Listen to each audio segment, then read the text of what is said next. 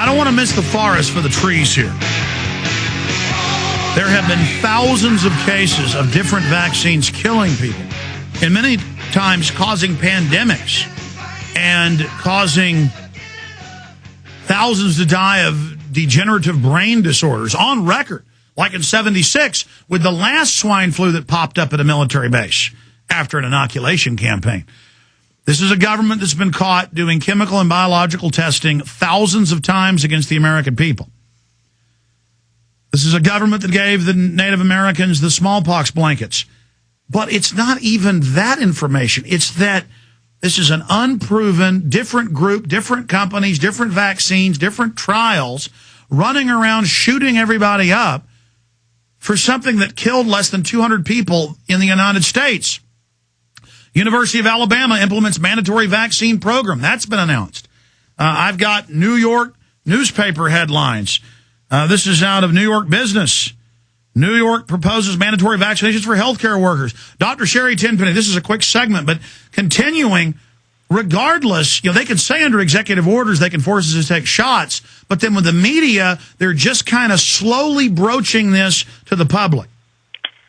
Yeah, I think that what they're trying to do right now is, at least because, Alex, is internet as savvy as you are and I am and a lot of your listeners are, there's still a lot of people that aren't, and that they get their information and their news from Brian Jennings at 6 o'clock or 6:30, and they really think that that is the truth, and they really aren't talking about any of this on the 6 o'clock news. They're barely talking about it on the Talking Head shows. So I think that this is going to come up by surprise to a lot of people, and that's going to make and they're going to turn the fear crank machine. They're going to have more fear going this fall than what they even had back in March and April when they were doing the whole Mexican death tally scare thing.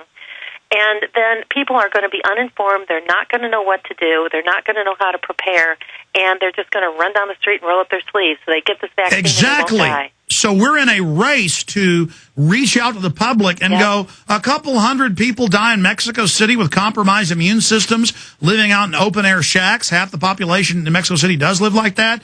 Sick people, babies on breathing machines that were already on the edge of death die in the United States. Old people who've had 5 heart surgeries. I mean, this is clearly a hoax.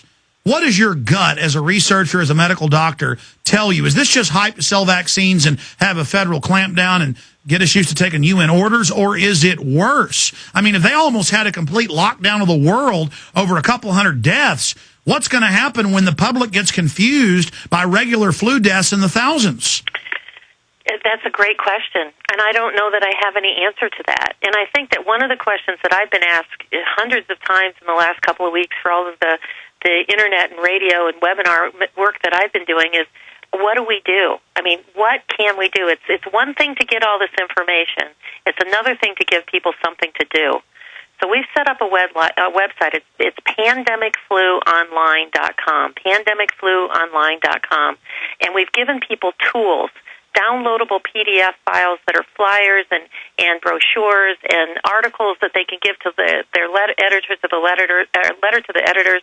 We're setting up mini PowerPoint presentations of things that they can take to their local community and get them informed about the truth about the flu shot, that it doesn't work in babies, people with asthma, in adults, or the elderly. It doesn't work in anybody. And to let them know that there's all the stuff that's inside the vaccines, and to give them information and phone numbers and telling them to call their senators and representatives and let them know that we don't want this. This is not the way. And what about saying, let us home shield? If you're going to have the Army lock everything down, don't make us go to some inoculation center. Exactly. Don't take all of those things. All that stuff, all those things are building on a daily basis on that website. So, because Alex, I've been saying for years, we've got to get people active. We've got to get people aware, but we haven't given them the tools to do that. And so we're creating tools now so that people can pass these out, and we're having a tremendous response where I am here in Cleveland, Ohio, that we're passing out these brochures and passing out the flyers to people that had no idea.